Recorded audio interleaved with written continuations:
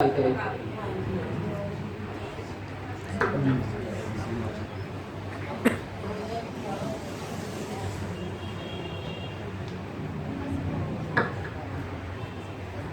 بسم اللہ الرحمن الرحیم الحمدللہ رب العالمین الصلاۃ والسلام علی سید المرسلین اما بعد فاعوذ باللہ من الشیطان الرجیم بسم اللہ الرحمن الرحیم کتاب انزلناہ الیک مبارک لیدبروا آیاتہ ولیتذکر اولو الالباب۔ ہم نے اس کتاب کو نازل کیا آپ کی طرف، برکت والی ہے تاکہ وہ غور کریں اس کی آیات پر اور نصیحت پکڑیں عقل والے۔ قرآن کس لیے اتارا گیا؟ اللہ تعالیٰ فرماتا ہے کہ اسے تدبر اور تذکر کے لیے اتارا گیا۔ تدبر کا معنی غور کرنا اور تذکر کا مطلب نصیحت حاصل کرنا۔ اللہ تعالیٰ نے مبارک کہہ کے اس بات کو ختم نہیں کیا ہمارے محدود معنوں میں کہ یہ کتاب بس برکت والی کتاب ہے۔ ہم سوچتے ہیں کہ ایک ماہ میں ایک دفعہ قرآن پاک پڑھ لیا یا ایک دفعہ قرآن خوانی کروا دی تو سیلری میں برکت ہوگی یا بزنس اچھا ہو جائے گا یا ہمارا کوئی ایکسیڈنٹ نہیں ہوگا۔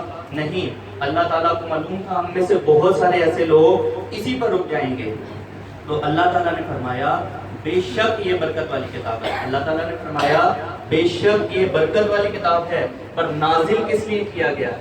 نازل اللہ تعالیٰ نے فرمایا لیدبروا آیاتی، تاکہ وہ غور کریں، ولیتذکروا، تاکہ وہ نصیحت پکڑیں، اولو الالباب، عقل والے۔ اب بات یہ بنتی ہے کہ کیسے تدبر کریں اور کیسے تذکر کریں، کس طرح اپنی زندگی کے اندر ہم قرآن کو لائیں۔ کچھ باتیں آپ لوگوں کے سامنے میں پیش کروں گا۔ پہلی بات یہ ہے کہ قرآن سے ہمارا تعلق راست ہے، مطلب قرآن سے ہمارا تعلق ڈائریکٹ ہے۔ اگر ہم کوئی اور کتاب پڑھتے ہیں تو چاہے اس کو لکھنے والا ساتھ والے کمرے میں ہی کیوں نہ موجود ہو یا کسی اور جگہ کیوں نہ موجود ہو، اس کو پتہ نہیں لگے گا کہ ہم اس کی کتاب پڑھ رہے ہیں۔ بٹ جب میں قرآن پڑھتا ہوں تو میں اللہ تعالیٰ سے بات کرتا ہوں، یہ لائیو کتاب ہے، یہ لائیو کنیکشن ہے۔ دوسری بات، جب قرآن سے ہمارا تعلق شخصی ہے، مطلب لوگ غور کریں، لوگ نصیحت پکڑیں، لوگ تدبر کریں، لوگ تذکر کریں، ایسا نہیں ہے۔ میں نصیحت پکڑوں، میں تدبر کروں، میں نصیحت پکڑوں اور میں تذکر کروں، طے شدہ ہے، پلان ہے۔ اگر آج ہم نے یہ بات سنی تو میری قسمت میں پیدا ہونے سے پہلے یہ بات لکھ دی گئی تھی کہ آج میں نے اس وقت اس جگہ یہ ساری بات سننی ہے۔ قرآن سے ہمارا تعلق پہلے میں نے آپ کو بتایا راست ہے، شخصی ہے، طے شدہ ہے، اور پھر آخر میں متعلق ہے، مطلب آج سے تعلق رکھتا ہے۔ اگر میں نے آج سنوں، کوئی مجھے سنائے وَبِالْوَالِدَيْنِ اِحْسَانًا، والدین کے ساتھ نیک سلوک کرو، تو میں اللہ تعالیٰ سے پوچھوں کہ اللہ تعالیٰ آج میں نے یہ کیوں سنا؟ کیا آج مجھے اپنے آپ کو چیک کرنا چاہیے کہ میرے والدین کے ساتھ کیسا سلوک ہے؟ کیا میرے پہ کوئی آزمائش تو نہیں آنے والی؟ یا اللہ تعالیٰ پہلے مجھے ایڈوانس وارننگ تو نہیں دے رہا ہے؟ تو ہمیں اس لیے قرآن کو اسی طریقے سے سننا چاہیے، توجہ سے سننا چاہیے۔ اس کلام کو مطلب توجہ سے مراد آنکھوں کی توجہ، دل کی توجہ، کانوں کی توجہ، دماغ کی توجہ، سب کلام اللہ کی طرف۔ ہم لوگ کیا کرتے ہیں، نماز پڑھ رہے ہوتے ہیں، نماز میں ہم اپنے کپڑے ٹھیک کر رہے ہوتے ہیں، نہیں، فوکس کیا سن رہے ہیں ہم، کیا کلام اللہ کی طرف، کیا اللہ تعالیٰ ہم سے بات کیا کر رہا ہے۔ سوچیں 8 بلین انسانوں کا رب، جب ہمیں اس تصور کو اور وسیع کرنا ہوگا، اس کائنات کا، سب حشر کا، سب بشر کا، سب کا مالک، ٹھیک ہے۔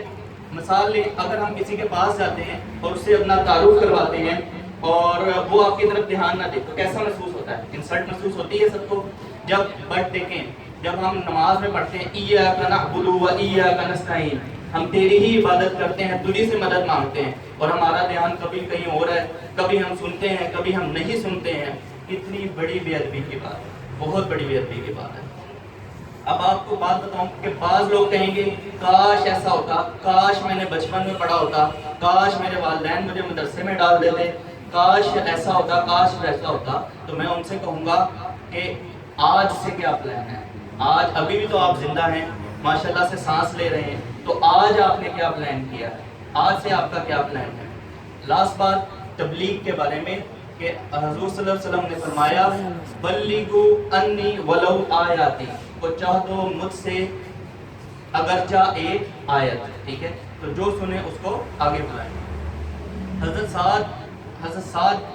سید معاذ رضی اللہ تعالیٰ عنہ نے فرمایا، رسول اللہ صلی اللہ علیہ وسلم نے فرمایا کہ جو شخص قرآن پڑھے اور اس کے مطابق عمل کرے تو قیامت کے دن اس کے ماں باپ کو ایسا تاج پہنایا جائے گا کہ اس کی روشنی دنیا کی سورج کی روشنی سے بڑھ کر ہوگی۔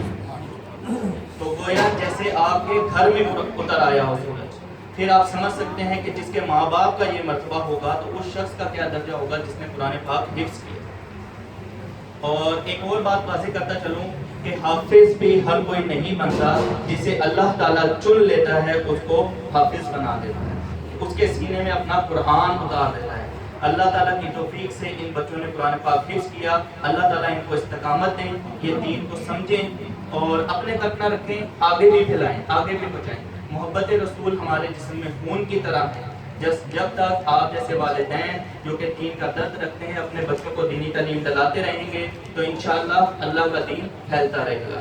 اور آخری بات، دار ارقم ہی ایک ایسا ادارہ ہے جو کہ ایسا پلیٹ فارم فراہم کرتا ہے جو کہ نہ صرف دنیاوی بلکہ دینی تعلیم کو برابر اہمیت دیتا ہے، اور قرآن پڑھنے اور پڑھانے کی برکت سے الحمدللہ پورے پاکستان میں 800 سے زیادہ برانچز ہماری قائم ہو چکی ہیں اور اس ویژن پہ کام کر رہی ہیں کہ ہے یہی آرزو کہ تعلیم قرآن عام ہو جائے، ہے یہی آرزو تعلیم قرآن عام ہو جائے، ہر ایک پرچم سے اونچا پرچم اسلام ہو جائے۔ آمین صدق اللہ۔ ایڈمن سر عارف صاحب کو ہمارے ڈائریکٹر سر حافظ محمد علی صاحب کو بوکے پیش کریں۔ والصلاة والسلام على من لا نبي بعده ولا رسول بعده ولا معصوم بعده، أما بعد فقد قال الله تبارك وتعالى إنا نحن نزلنا الذكر وإنا له لحافظون، وقال النبي صلى الله عليه وسلم خيركم من تعلم القرآن وعلمه، أو كما قال عليه الصلاة والتسليم۔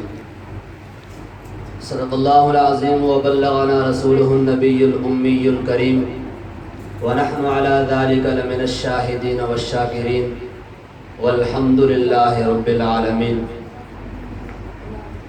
نہ ہو کیوں ممتاز اسلام دنیا بھر کے دینوں میں، وہاں مذہب کتابوں میں، یہاں قرآن سینوں میں۔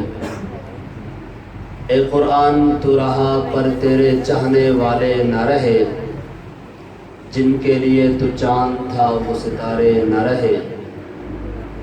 مومن کی یہ شان ہے، مومن کی یہ پہچان، اخلاص میں ہو روح، اخلاق میں ہو جان، ایمان کی بجلی ہو تڑپتے ہوئے دل میں، ایک ہاتھ میں تلوار ہو ایک ہاتھ میں قرآن۔ نہایت ہی معزز سامعین، معزز خواتین، السلام علیکم ورحمۃ اللہ وبرکاتہ۔ جیسا کہ آپ کو علم ہے کہ آج کی یہ تقریب تکمیل قرآن کے حوالے سے یہاں پہ منعقد کی گئی ہے۔ ہمارے معزز مہمانان گرامی بھی یہاں پہ تشریف فرما ہیں، میں ان کا بھی شکریہ ادا کرتا ہوں اور آپ حضرات کا بھی میں شکریہ ادا کرتا ہوں کہ آپ نے اپنا قیمتی وقت نکالا اور یہاں پہ تشریف لائے۔